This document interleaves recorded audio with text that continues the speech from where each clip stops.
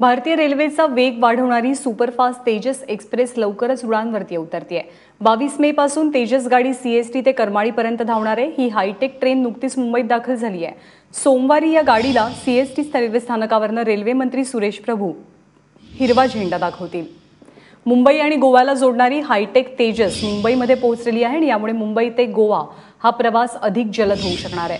अक्षय भाटकर आपले प्रतिनिधी आपल्या सोबत आहेत। अक्षय, तेजस का खास आहे भारतीय रेल्वेसाठी?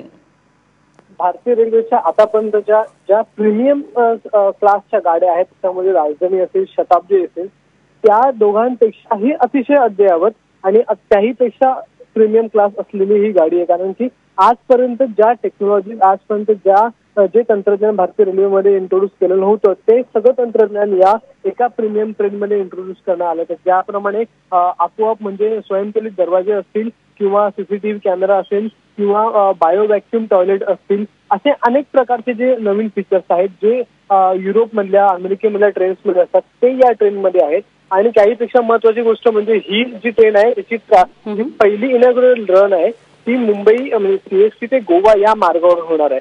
त्यामुळे खरंच महाराष्ट्रासाठी, मुंबईकरांसाठी, गोवेकरांसाठी अत्यंत महत्वाची बाब आहे। आणि 22 तारखेला ज्यावेळी हिचं इनॉग्युरेशन रन होईल त्याच्यानंतर प्रत्येक आठवड्याला 5 दिवस ही ट्रेन चालणार आहे। आणि सगळ्यात महत्वाची गोष्ट म्हणजे सगळ्यात फास्ट ट्रेन ही असणार आहे कोकण रेल्वेवरची।